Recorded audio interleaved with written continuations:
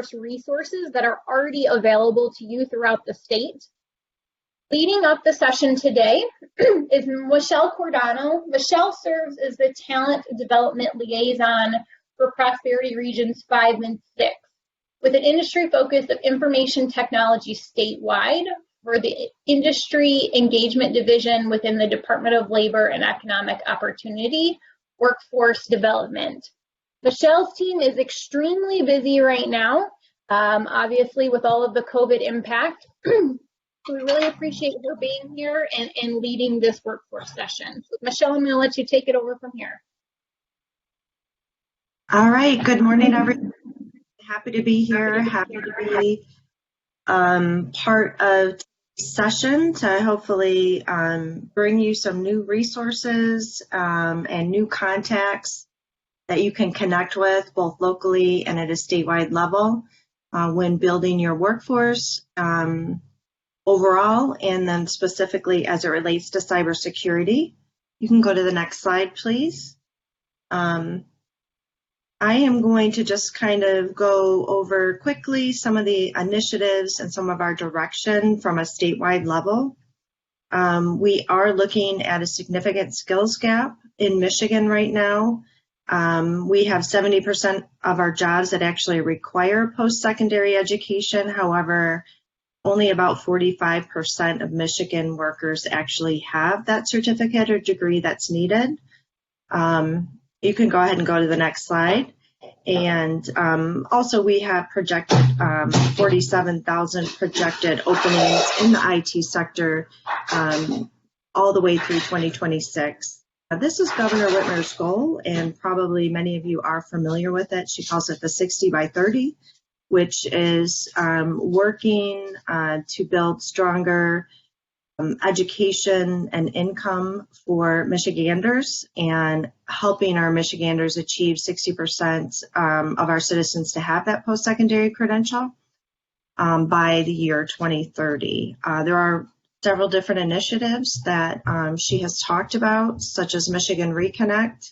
However, right now with our recent coronavirus pandemic, a lot of these things have been put on hold, but we'll still be working towards this goal going forward in any way that we can. You can go to the next slide. This is another report that I thought is very interesting. Anyone who's looking at the job market and how it is changing and how information technology is changing the world of work, this is a very interesting study. It talks about, the types of jobs in the next 20 to 30 years are unrecognizable, and that is because of technology. Also, 50% of subject knowledge in the first year of the 4-year technical degree will be outdated by the time the students graduate. The other thing this report really focuses on is that asset part of our ALICE population, so that's Asset Limited Income Constrained Employed report. Currently, 43% of Michiganders cannot afford household necessities. Wages are flat, household expenses are up. And then it also has some information of all the different jobs that will be replaced by technology in the near future. So good report. I have the link there for you if you'd like to learn more about that. And you can go to the next slide. As Ashley had talked about, I am with the Michigan Department of Labor and Economic Opportunity. I am with Workforce Development Sector Strategies. That's my little group within the department. We work with employers, our Michigan Works agencies, our educational entities, both secondary and post-secondary, and also our economic development agencies to build strong talent pipelines. And if you go to the next slide, I can show an example of the work that we're doing. Oh, actually, this is just a picture of all of us in my department. There are 7 of us total, 1 manager and 6 talent development liaisons. My focus is information technology, and that's why I'm here today. Go to the next slide, please. This is one of our programs right now called the Michigan Industry Cluster Approach 2.0. We are working with 16 different employer-led collaboratives around the state of Michigan who are working to create those talent pipelines.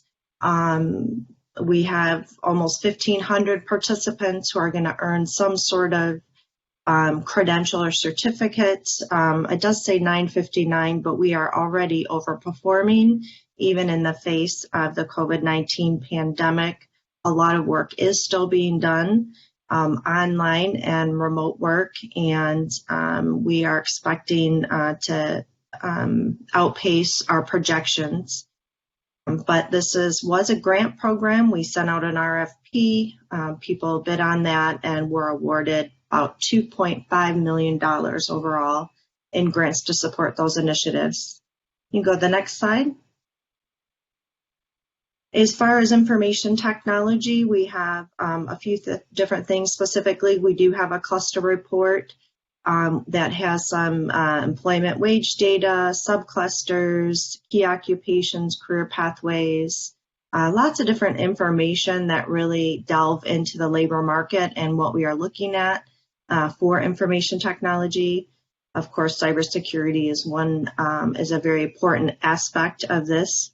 I'm also serve on the K through 12 computer science standards leadership team for the state of Michigan, really looking to integrate computer science into our K through 12 schools all the way from kindergarten through 12th grade. I also do a lot of asset mapping for the state, finding out what initiatives are happening that we can be aware of and help to make connections. And then lastly, you can go to the last slide, the statewide employer-led collaborative. This is an initiative that we are looking to bring together a group of employers from all corners of the state of Michigan to work in 3 areas. The first is IT education, all the way to that computer science standards in our K through 12. Also working with our post-secondary schools, facilitating strategic partnerships between employers and educators. The second one is workforce training. We do have multiple training opportunities for our workforce currently looking for work that are outside of our traditional education, boot camps, online training, also attracting those remote workers. We have a lot of remote workers in the state of Michigan, even before this pandemic. So tapping into the talent that's here already in Michigan and connecting them with local employers. And then finally, the entrepreneurs and emerging technologies, just making sure that we're providing thought leadership to all our local, smaller IT collaboratives around the state. And that we are developing workforce strategies that support the attraction, expansion, and retention of IT employers within the state of Michigan. And you can go to the next slide.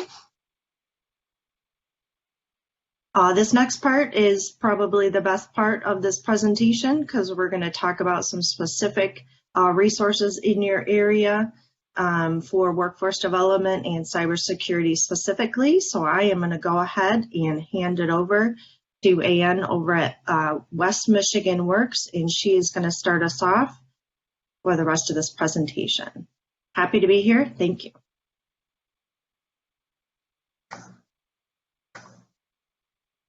Hi, everyone. Good morning. Hope everyone's doing well. It's dreary and rainy here, so it's the perfect day for a webinar.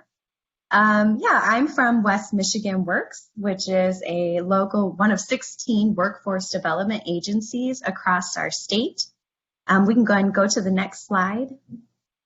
Thank you. We are one of 16 Michigan Works agencies across the state.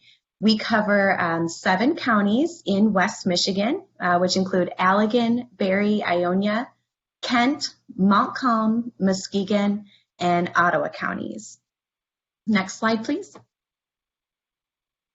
All right, so sorry, I jumped ahead. So anyway, there are 3 arms to West Michigan Works. One arm is Talent Solutions, and you may be familiar with that. That's the division of West Michigan Works that really focuses on assisting job seekers. So helping them find employment, helping them get job ready if they're not already. And then our second arm would be retention solutions, which is helping existing employees with your organization, maintain their job. Retention is a huge issue nowadays. And so that arm of West Michigan Works, we help by providing like career coaches and success coaches that can work with your employees on, life challenges, workplace challenges that they may be having. And then the third arm, which is what I do, is business solutions. And so we partner with employers to help them with all of their workforce and talent needs. And how do we do that? Is by helping fill today's jobs. So we have access to a number of training grants. I think my slides may have gotten mixed up, but that's okay. We can go back to the previous slide. Thank you so much. Okay, so filling today's jobs. So what business solutions with West Michigan Works do, we can help with recruitment. So we provide recruitment assistance. We source for talent. We can help you source resumes. We can help connect you directly with the job seekers that are coming through our doors. We also can provide access to the Pure Michigan Talent Connect, which is kind of like the state's Indeed job posting site. There are a lot of great resources on there. You can post your open positions. You can search for candidates. And it's like that direct connect between your organization and potential talent. We also do weekly hot job and talent blast emails. So we have, they go out weekly, and it's where we can feature your open positions. And we try to focus on the 5 in-demand industries in our region. So that's IT, construction, healthcare, advanced manufacturing, and agribusiness. That's our weekly hot jobs list. And then we also do the talent blast, which is where we get a wide variety of job seekers coming through our doors. So we get people who have been unemployed for a while, or folks looking to do career changes. And so on our talent blast email, we focus on some high caliber candidates that are working with our career coaches to try to help connect them with good organizations that we partner with closely. We also do hiring events. We conduct labor market research. So if you're looking at your wages and thinking, am I paying competitively? We can pull some of that data for you. We also do job analysis. So if you're not sure if your job description is really fitting or your job title is really fitting the actual work that your employees are doing, we can always facilitate a job analysis to really get down to like those core competencies. And then access to training funds, which brings us to this slide here. These are 3 of the programs that we are the fiduciaries for. So we have on-the-job training. And that is to expand and train any new staff you're bringing into your organization. It is in the form of a wage reimbursement at 50%. And what we do is we put together a training plan based on your job description of the occupation, and we see where the new hire is in terms of skill level. And what we do is we monitor their skills as they're going through the on-the-job training, typically for the first 4 to 6 weeks on the job. And then on the back end, we collect payroll documentation from you and can reimburse a portion of the wages. And what that does is it kind of reduces the risk of maybe taking a chance on someone that may need a little bit more training on the front end as a new hire. Another training program we have is the Incumbent Worker Training Grant. And basically that is to upgrade the skills of your existing employees. So those are folks that have been with your organization for 6 months or longer. And let's say they're looking to get a new cybersecurity certification. Maybe they want to get their CISSP, or they want to become a certified ethical hacker. We have tons of great training providers right here in West Michigan that offer those trainings. And this program can kind of help reimburse a portion of that cost to your organization. The third is the Going Pro Talent Fund, which is a state grant. It's a competitive grant that companies can apply for in the fall. And that's really, again, to train, develop, and help retain new employees. It can also be for incumbent workers too, so it encompasses 3 sort of buckets. There's incumbent worker training, so that's classroom training for your people who have been with your organization for a while. It's for new hires as well. So there's a wage reimbursement component as well. And then there's also an apprenticeship bucket within that grant. Okay, next slide. All right, thank you. So that's how we fill today's jobs and how do we retain workforce. But how do we prepare for tomorrow's workforce? So West Michigan Works, we have a number of programs that can assist with that. For example, we have apprenticeship programs, which is kind of like I know most people associate that. They don't necessarily associate apprenticeship with IT occupations, but we actually hold the standards for a couple of different IT occupations that I'll get to momentarily. But we also work on building career pathways. So, partnering with schools, it's a planning strategy that assesses and trains adults and eligible youth to develop career pathways in high demand industries.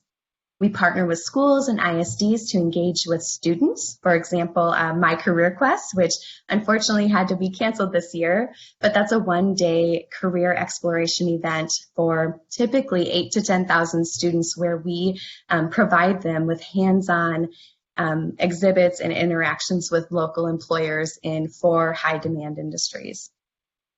And then finally, we have our industry talent councils. So I'll talk about those here in a moment as well. Next slide. All right, so back to registered apprenticeships. So these are the components of a registered apprenticeship program. And for those of you who are maybe not familiar with an apprenticeship program, kind of like an earn while you learn. So it's someone who is learning on the job at your organization as one of your employees, but then also going to school and learning related theoretical training associated with that job.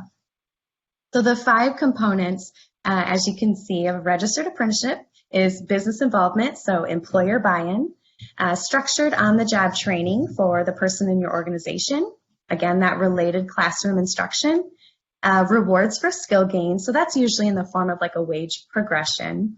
And then it usually results in a national occupational credential. So West Michigan Works, we act as the liaison between you, the employer, and the U.S. Department of Labor. So it makes the developing your own program and administrating seamless. So we act as the intermediary, so we really cut out a lot of that administrative piece and really help you build your own program that fits your needs for your specific occupations. West Michigan Works, we hold the standards for a computer user support specialist apprenticeship. And then just this past year, we also developed the standards for a network support specialist position. Next slide, please. All right, so registered apprenticeships have a ton of benefits. Benefits for your organization specifically, it develops highly skilled employees. We have seen a reduced in turnover costs and increased retention rates. I think folks see that you are investing in them and they tend to stick around. Higher productivity, individuals are learning stuff in class and then they're able to directly apply it on the job. So it's really reinforcing those skills. And then it can also lead to a more diverse workforce. The benefits for your employees, it increases their skills, typically leads to higher wages. They usually receive a national or industry recognized credential, and it often leads to career advancement. My colleague Kelly Terpstra, whose information is on the screen, she is our Apprenticeship Success Coordinator. So if you want to learn more, feel free to reach out to me or her directly for more information. Okay, next slide. All right, so industry sector development. So West Michigan Works, we convene councils, 5 councils in the high growth industries in our region. We have agribusiness, the Construction Workforce Development Alliance, Discover Manufacturing, West Michigan Health Careers Council, and West Michigan Tech Talent. An industry talent council, it's typically a group of employers, training providers, workforce experts who collaborate to develop innovative solutions, to employers' talent concerns, talent being one of the #1 pain points in Michigan.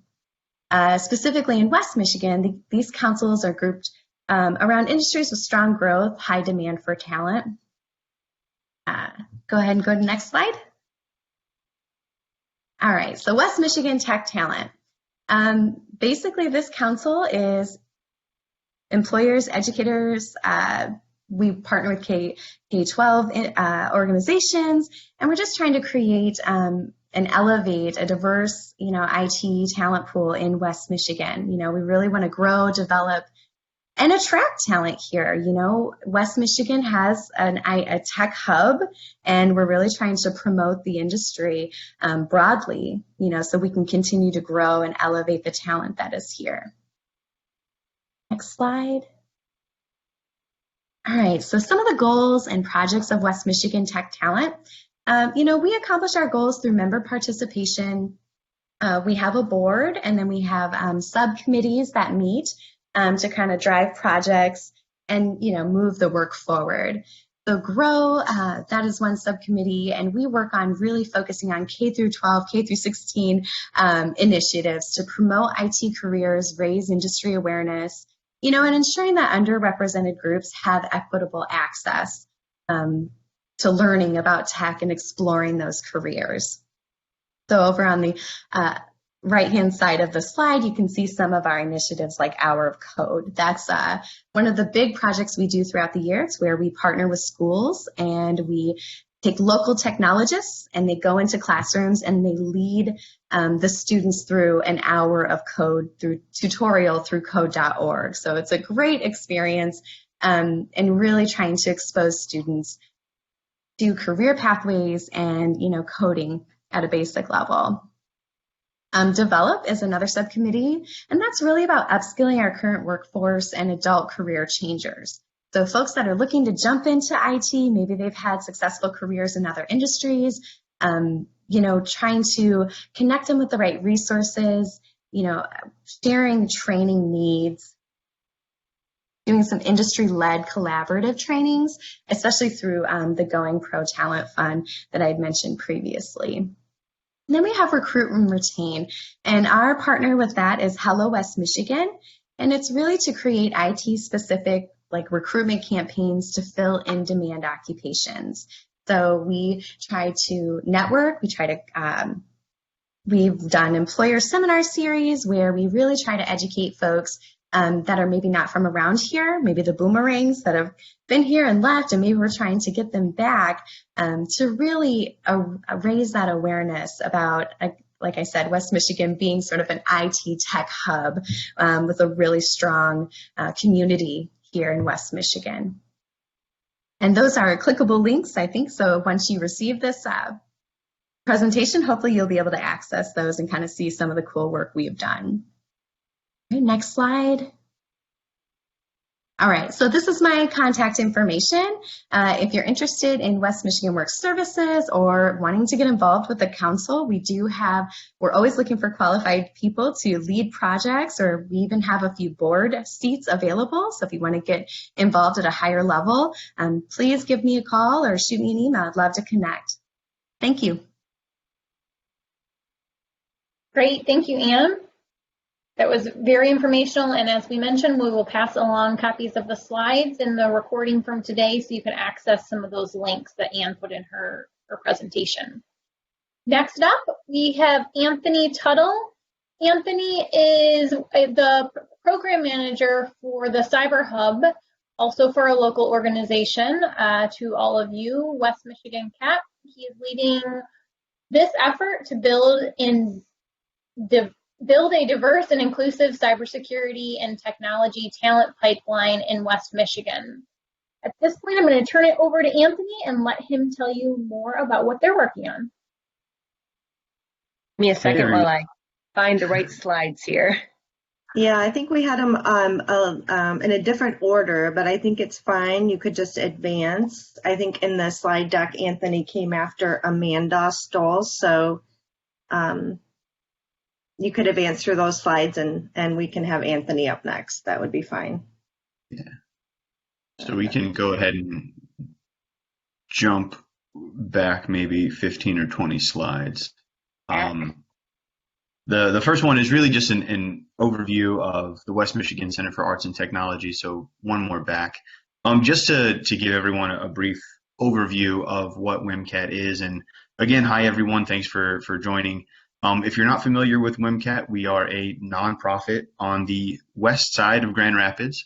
I put our mission statement here on the slides so that you all have a little bit of information about us and hopefully can sort of provide a framework around everything that we're doing through the Cyber Hub. Our focus is really about providing a culture of opportunity for people to create social and economic progress in their lives and communities. And we execute against that mission with a number of different programs, which you see sort of listed on the bottom left of this slide.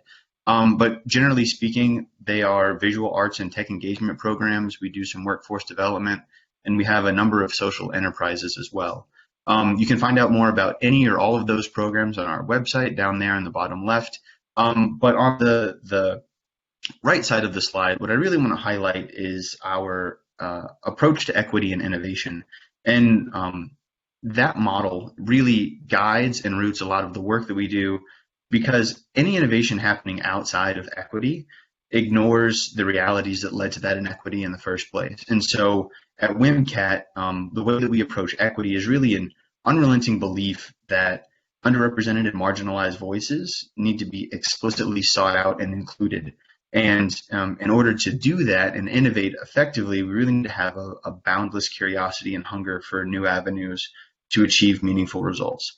And so with that sort of as the basis for our organization, the next slide outlines what I do every day through the Cyber Hub at WMCAT. Next, please.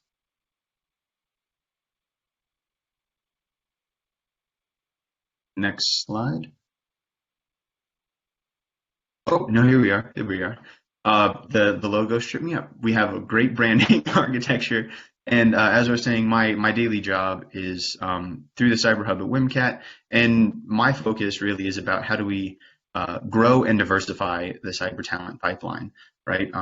This webinar, the work that we're doing through labor and economic opportunity development is really identifying that there's a huge skills gap that we need to try to fill. We recognize that there's a shortage of qualified professionals, and the work that the Cyber Hub is trying to do is connect individuals with resources and opportunities here in West Michigan. Beyond just the equitable access opportunity that guides a lot of WMCAT's work, though, what I'm looking at and what a lot of our partners are trying to address is the systemic issues behind specifically the diversity gap within cybersecurity. Anecdotally for myself, as someone who initially was forced to, but then really appreciated being kept in Boy Scouts to become an Eagle Scout later on in life, how do we provide the same cultural and societal permission to our underrepresented communities in order to access a lot of these high earning potential jobs and provide economic and social security for those individuals. A little bit about WMCAT. We are an extension of the Michigan Cyber Range powered by Merit Network. So we're a physical extension of that infrastructure. We're part of a network of hubs across the state. And what we're really about is bringing together the cybersecurity community in our cities and our regions and our communities.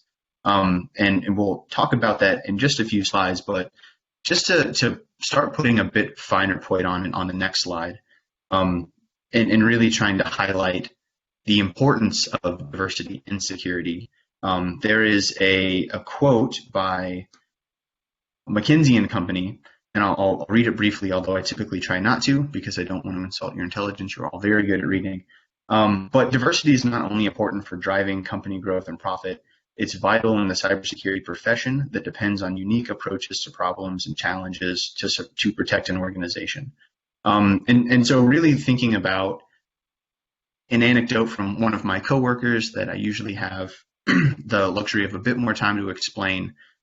If you have a 70% pass rate on an entrance exam, and everyone answers the 70%, gets all the same questions correct, then there's a 30% deficit within your organization where people might not know the answers. And so going back to our equity and innovation model, how do we explicitly seek out the individuals who think 30% differently, who get that 30% wrong, or to get that 30% right that everyone else gets wrong, and really looking at how do we create more resilient organizations through the lens of diversity and equity. On the next slide, it really highlights the anecdotal evidence that I think all of us are very familiar with, that by and large, the cybersecurity workforce is largely white and largely male. And because of how the organizations today are structured, just with the current talent pipeline that's out there, it probably doesn't surprise very many that men are more likely to be in upper managerial positions than women, and that there's not a lot of representation for the Black and brown communities that we serve and that our organizations serve. The next slide, however, does start to identify a little bit of hope in how smartphones are becoming a bit of an equalizer in access to digital infrastructure across the various races in our communities, but especially now that we're all spending so much time at home, and many of us have probably heard about the digital divide that really sort of highlights the inequity and the inequitable access to resources between those Black and brown communities in our regions. That being said, if we take everything that I just ran through very quickly on balance, how do we start to identify the ways to build out that talent pipeline? There's a lot of entry-level points for exploration and introduction into tech and IT skills. And if we think about cybersecurity broadly, the conversation this morning was not necessarily about the technical skills. It was more of the non-technical, maybe more business-oriented skills. And so across the entire spectrum, from entry-level positions all the way up to technical experts, from those technical positions all the way to the non-technical, more managerial type of positions, how do we prepare the workforce to try to help fill this cyber gap as much as possible? Our approach on the next slide really tries to break that really big, sticky problem down into a couple of different sections or quadrants. And really, we try to serve our community by helping them connect, learn, practice, and develop. If I really had to sort of synthesize everything down for everyone, that's the role that we really see WMCAT, and specifically the Cyber Hub at WMCAT, playing in our community. Connect is really about connecting and engaging with businesses and individuals within our local cybersecurity community. Learn is about accessing the various educational resources that we have to offer and learning new skills to earn professional certifications and prepare for career progression, like Anne was just mentioning. Practice is about applying that knowledge and those skills in real-world practice exercises to gain that experience and build new capabilities. And develop is maybe a little bit more multifaceted, but generally speaking, it's about attracting and supporting companies, businesses, and startups to develop new products, test and validate new tools, showcase solutions to customers. And generally speaking, it's about giving individuals, companies, and resources, the individuals, companies, and organizations the resources that they need to build out the cyber talent pipeline. The next couple of slides highlight a couple of important things for us in each of these. So we'll start with Connect. If you were not aware, there's a number of professionally oriented cybersecurity organizations here in West Michigan. I'm actually a steering committee member for the West Michigan Cybersecurity Consortium, or WMCSC. We also, the Cyber Hub, we generally connect very frequently with the Cloud Security Alliance of West Michigan. There's a local ISSA chapter, GRISSA. There's also a local chapter of ISC Squared, and mentioned West Michigan Tech Talent. There is a Grand Rapids chapter of MISEC, which is sort of a more informal group of practicing cybersecurity professionals, community of practice almost, and a number of various vendor groups in the area. There's also a handful of universities and post-secondary institutions that specifically focus on cybersecurity. And then there's other sort of extracurricular organizations, if you want to call them that, Michigan Cyber Patriot, the Midwest Tech Project, a number of others as well. And WMCAT has built relationships with these organizations over the past year and a half that we've been a hub, and to really look at being the physical place and also the virtual place to bring those organizations together and support their programs. The next slide just gives maybe you all some a little bit of rest from all the text on the screen and shows some of the photos from events we've had. So these are photographs from Cloud Security Alliance meetings, an annual Purple event that the West Michigan Cybersecurity Consortium puts on, and a couple of approximately monthly meetups with the local chapter of MISEC. The next slide speaks to some of the educational resources that we have to offer. If you were to ask 100 people how they got into cybersecurity, my guess is that you would have 100 novel answers. There's no right or wrong way. There's no single credential or certification that qualifies people for work in this sector. And similarly, there's no right or wrong way to sort of learn and build out skills. We've tried to break this down into a couple of relatively easy pathways. There's exploratory, introductory level courses offered through SAN Cyber Aces. We have a couple of courses we're able to offer as a Cisco Networking Academy. Air Force Association has Cyber Patriot that runs in the regular school year, as well as Cyber Camp. And we're hosting a couple of what we anticipate to be virtual cyber camps this year. And there's also introductory level certifications. If you think about CompTIA A+, Network Plus, Security Plus, as a CompTIA authorized academy partner, we can offer some of those as well as lean in our network connections through the broader cyber range network. And then we're also able to offer advanced professional certification. So Ann mentioned the Incumbent Worker Training Program to offer those certificate-based trainings like CISSP or Certified Ethical Hacker or CISM. And then there's a number of cybersecurity-focused workshops that we're also able to provide through various vendors. I listed Secure Ideas here, but there's also a number of local cybersecurity consultancies, GRIM, VDA Labs, just to name two that quickly come to mind, that also offer a number of professional training opportunities as well. I think that there are some photographs on the next slide of a few of the different learning opportunities that we've hosted.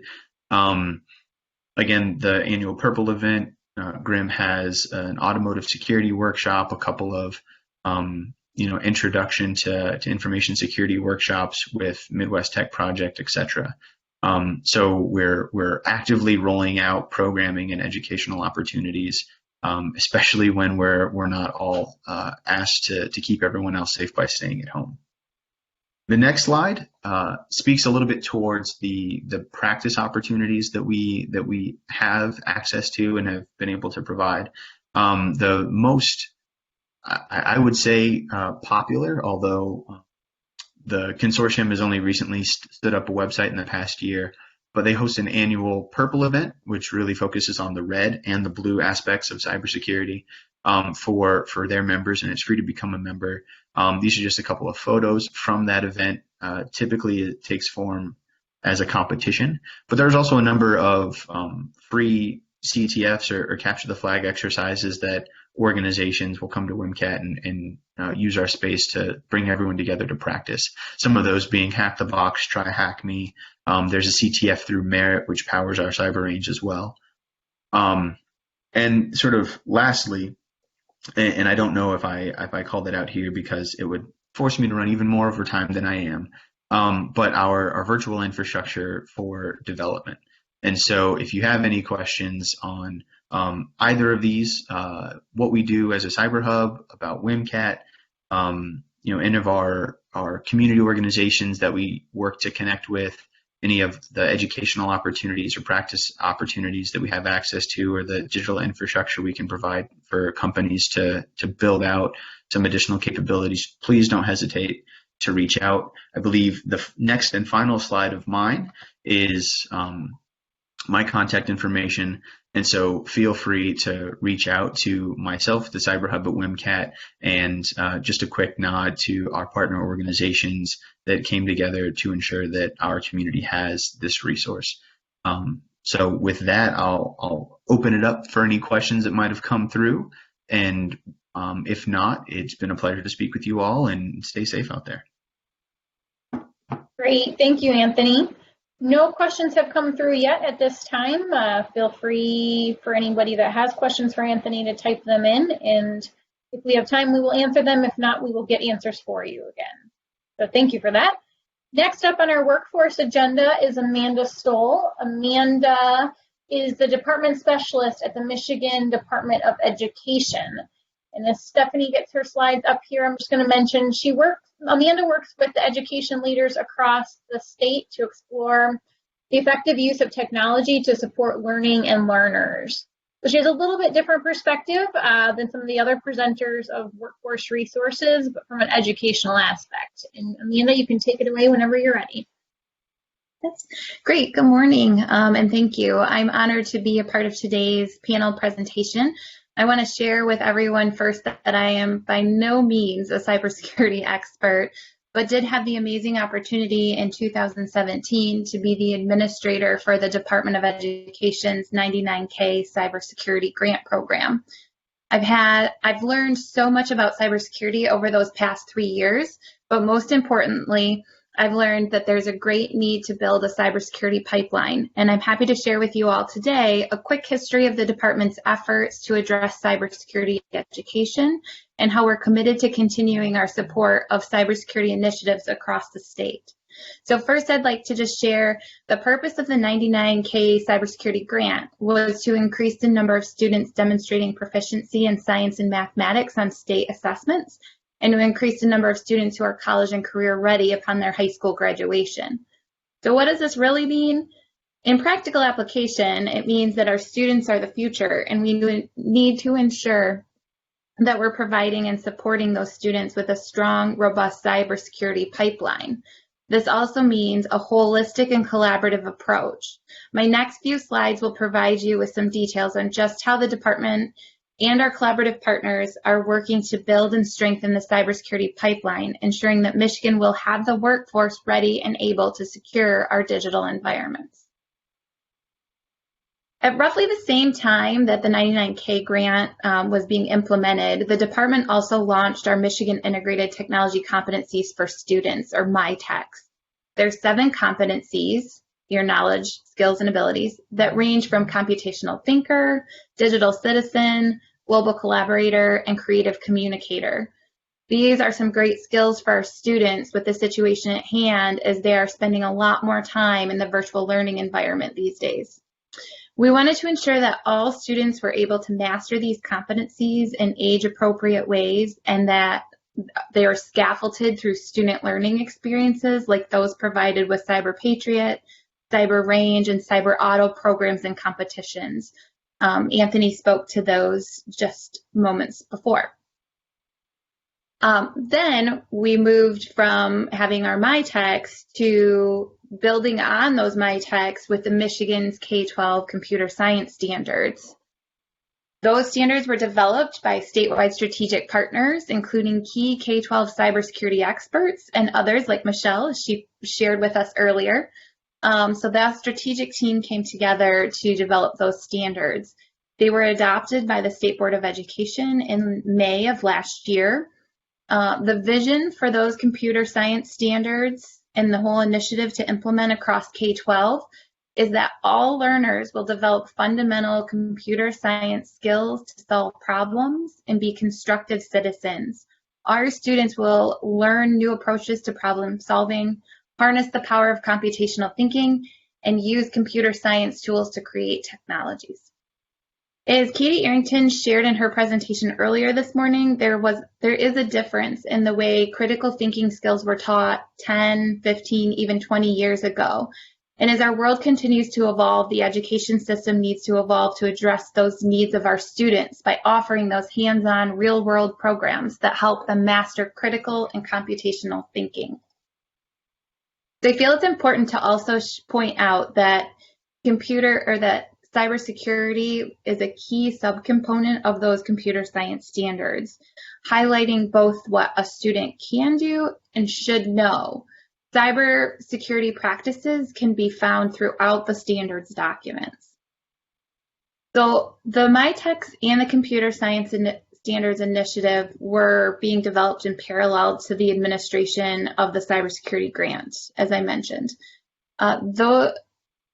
As the individual that was bridging the different initiatives across the department, it was my goal to first ensure that the grant program increased access to cybersecurity learning for students, and then second, build a comprehensive, sustainable system for cybersecurity education overall. To address those goals, I brought together a group of cybersecurity stakeholders. The collaboration efforts between the Department of Education, the Department of Technology Management and Budget, Governor's Office, the West Michigan Colloquium for Information Systems Security Education and Air Force Association, representing the Cyber Patriot program, and our merit partners representing the Cyber Range program, designed that grant program, which laid the groundwork for a cybersecurity education pipeline. The pipeline was created by coordinating those existing programs, connecting to the school district structure, addressing and providing professional learning opportunities and for our educators, and then authentic work site readiness for our students. The grant created opportunities for students and educators to engage more fully to develop the cybersecurity skills. It coordinated programs aligned to the MyTechs and computer science standards. If we could go back to the previous slide just quickly, that alignment of the programs, the student programs with the standards in the MyTechs allowed for the Cyber Patriot group and our partners there to build out digital badges for students so that the students could show their mastery of those competencies and standards with prospective colleges and universities and employers as they move forward. So during the grant program and beyond, both Cyber Patriot and Cyber Range programs saw growth in the number of teams and students that participated. Right, now we can go to the next slide. So at the Department of Education, we also knew that we couldn't get these programs to students if our educators didn't feel comfortable with the content. Therefore, the collaborative partners and some of our cyber security subject matter experts came together and created several courses that provided online courses for educators to access anytime, anywhere, and at any pace. We utilized a system tool that had already been created called EduPass. You can see here some of their data. EduPass uses a secure online learning management system called Canvas. And you can also see from this slide that there was great growth in number of educators taking the courses over a period of 6 months. Those courses are still available to educators for free through the platform. We also provided additional podcasts and events around the state, including several sessions at the first ever Michigan K-12 Computer Science Standards Summit. Next slide, please. So one of our other collaborative partners is the MySTEM network. They've been a great partner in this work. Their goal has been to bridge education field and the business field with 16 network regional directors across the state and a state level team. Megan Schraubens, our executive director, who works in Leo. Myself as a department specialist who works at MDE. Our other partners like Michele, who presented earlier at Workforce Development Agency, all acting together as coalition builders. We're able to provide information to schools regarding these kinds of student programs, as well as information to our educators about the professional development available. and we're able to bridge the business and industry needs with our educational outcomes for students, all by encouraging project-based, place-based, and problem-based learning experiences, or what we like to call the 3 Ps. Next slide, please. As I shared, MDE is committed to that holistic approach and collaborative approach to ensure a cybersecurity career pipeline. We're also working then with ISDs and school district technology leaders to ensure that the infrastructure built to service school districts is secure. The Michigan Education Technology Leaders, or METL, has created a document titled Essential Cybersecurity Practices for the K-12, which can be found at www.gomesa.org under their organization and METL tabs. METL's formed a task force that is continuing to investigate innovative strategies and create more resources to support districts in ensuring secure cyber environments for our students and educators to work and learn online. So as you can see, MDE is committed to continuing our collaboration to support cybersecurity initiatives across the state to keep all Michigan citizens safe. Thank you.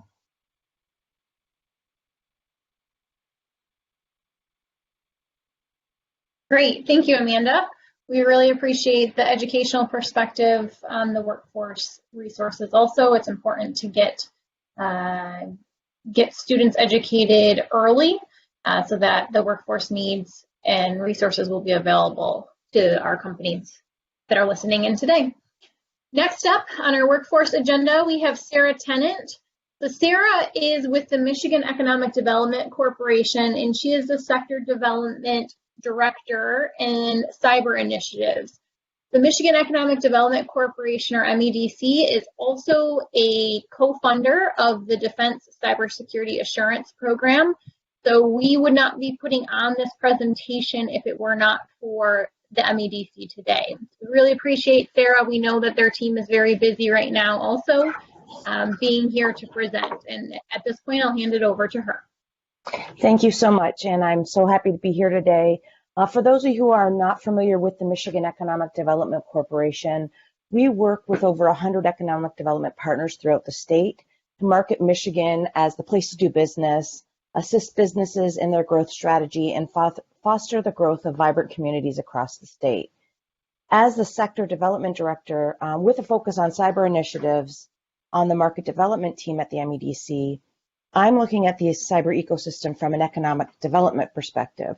The job of our team is to create and enhance long-term successful economic development collaborations that grow jobs and investment across the Michigan. As part of that successful collaboration, it requires good communication between workforce and economic development. We can't have one without the other. We can't do economic development if we don't have the workforce to support it. You can go to the next slide, and my slides are going to be really brief because I want to make sure that we get to the other partners that have a lot more resources than I do for this. But I just wanted to provide some background about Michigan and our history with cybersecurity. We've been very proactive in our approach to cybersecurity and really developed a holistic view for this issue, including creating a collaborative environment and partnerships throughout the state. This plan requires multiple government agencies, academia, and industry to collaborate. And it's not easy. Everyone wants to collaborate until you ask them to, and then they're not so crazy about collaborating, but it's a necessary piece of a good plan. And it's an essential piece of any good working cybersecurity plan. I've also been fortunate to work with some of our MOU partners in countries like Israel, the Netherlands, the UK, the province of Ontario, and this has led to being able to promote what we are doing as a state in cybersecurity and working with our businesses, and being able to promote all the good work that you are doing. In 2015, the Michigan Cyber Disruption Response Plan was created to protect the health, safety, and economic interests of Michigan's residents and businesses by reducing the impacts of disruptive cyber-related events through response and mitigation planning, awareness, and implementation. So as technology continues to grow and advance at a rapid pace, cybersecurity becomes an increasingly critical industry. Cybersecurity is really an industry that intersects all industries.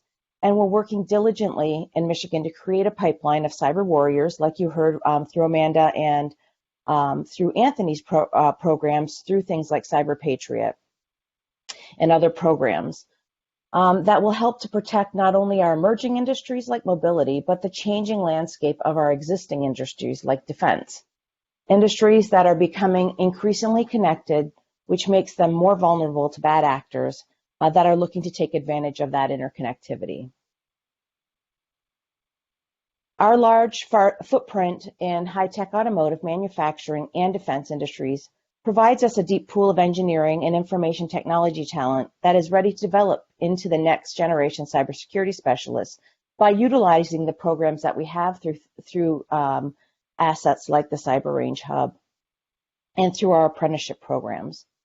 With all that said, there is an alarming rate of shortage of cyber experts, and Anthony really touched on that. I did look this morning on CyberSeek, which is a website that gives this kind of real-time data, and currently there's over 8,700 cybersecurity job openings in Michigan just today. So Michigan, cybersecurity really is a team sport. So as the demand for talent far outweighs the current supply, it is more important than ever for all of us to collaborate to help to meet that demand. So Anthony spoke about the WMCAT Cyber Hub, and you can just show the next slide for me. We have hubs. You can see a map indicating that there are other locations around the state that are part of this collaborative. So while we have one in West Michigan, we also have them in Southeast Michigan and up in the UP as well, helping to extend that network throughout the state. So I would encourage you to take advantage of the offerings at the Cyber Range, engage in the career tech ed programs that Amanda spoke about at your local high schools, get involved in some of those advisory committees. Look at the apprenticeship programs offered through Michigan Works and through the Apprentice program that Michele is going to be talking about after me. Get involved in Cyber Patriot. Get involved in First Robotics. These programs provide you an opportunity to engage your future workforce. Please also take advantage of all of these great resources through the PTACs, through the DCAP program, and through the SBDC. They can help you to navigate this ever-changing cyber landscape. Lastly, I really want to thank everyone who's attending today. Michigan businesses are doing some amazing things during this really difficult time. The businesses in Michigan have just done some amazing things. You have pivoted from your original businesses and are now making masks and ventilators and the other much needed PPE. Don't forget to protect yourselves as well. We need you. We've always needed you, but we need you more than ever now. We need you to be secure so that you can continue to do the great work that you're doing. I do also want to make sure that you are aware that the MEDC does have a website that is addressing issues specific for COVID-19 for small businesses. We're updating with resources and programs every single day. It is at www.michiganbusiness/COVID-19. Please check that on a regular basis so that you can see some of the programs that we're trying to update on that website for small businesses to help to provide relief, the much needed relief that you need. So that's all I've got. I want to get to Michele so that we can continue to talk about these wonderful apprenticeship programs as well. Great, thank you, Sarah. And as Sarah mentioned, last but not least in our workforce session is Michele Uresti. Michele is the Executive Director of the Workforce Intelligence Network for Southeast Michigan, also known as WIN. Michele, go ahead. Good morning. It's an honor and pleasure to be here with everyone and to join a sophisticated panel of speakers today and attentive audience. For those of you that are not familiar with WIN, the Workforce Intelligence Network is a unique nonprofit consortium of 9 community colleges and 6 Michigan Works agencies. And our pillars of focus are labor intelligence, employer engagement, and workforce solutions. Next slide. So WIN is creating a new emerging tech study. We are focused on labor market and data analysis. We put out a lot of labor intelligence with our annual and quarterly labor market reports, which can be found on our website, winintelligence.org. But most recently, the Ralph C. Wilson Jr. Foundation funded an emerging tech study. We did approach Wilson Foundation in 2018 to fund a new study based on former studies, to update former studies that were published in 2017. Next slide. So in 2017, we were in the middle of a multi-year $7.7 million Department of Defense Office of Economic Adjustment grant, and it funded about 18 reports. Many partners that have participated on this conference call were part of the DoD grant. MEDC, CAR published several reports, WIN published several reports, but in all there were 18 connected automated vehicles, cyber-related studies and reports mapping ecosystems, assets in Michigan and across the nation. Particularly the connected automated vehicles social network analysis identified about 351 unique organizational nodes or groups or clusters of organizations like an FEV North America and Verizon and MDOT working together on mobility solutions. And then 136 unique organizational nodes in cybersecurity. The cyber-related job postings at that time were about 7,000 postings in Michigan of 350,000 across the nation. As part of the cyber analysis, we identified 39 institutions for higher education in Michigan offering 90-degree programs, as well as 80 certification programs. And then certainly the cyber workers nationally were 778,402 and 13,520 in Michigan. We rank 35th in the nation as it applies to our cyber and tech talent. And I've already mentioned that Wilson Foundation just provided some funding to update and integrate the connected automated vehicle and cybersecurity skills gap analysis. We expect that this new study, which a lot of people are clamoring for, may be actually released next week. Next slide, please. So the CAV Emerging Tech Skills Gap Analysis focus is to look at the size of the workforce, available talent, regional strengths, identify skills needs, and of course determine available opportunities for middle skill workers. Ralph C. Wilson Foundation is, their mission is middle skill workers, and then examine relationship between connected automated vehicle and other emerging technology, such as cybersecurity and industrial automation. Next slide, please. The CAV Emerging Tech Skills Gap Analysis is structured in such a way that we look at distinct groups. Much like our quarterly labor market reports, we look at 11 occupational clusters. This particular study is structured to look at 7 distinct subgroups of design and testing, IT design, vehicle manufacturing, data management in cybersecurity, quality control, ITS and infrastructure design, business, legal, and marketing services. Next slide, please. So in terms of those 7 subgroups, when we look at projections through 2028, there are only 2 of those 7 subgroups which will have small decline in its workforce, and that's in vehicle manufacturing and quality control. Next slide, please.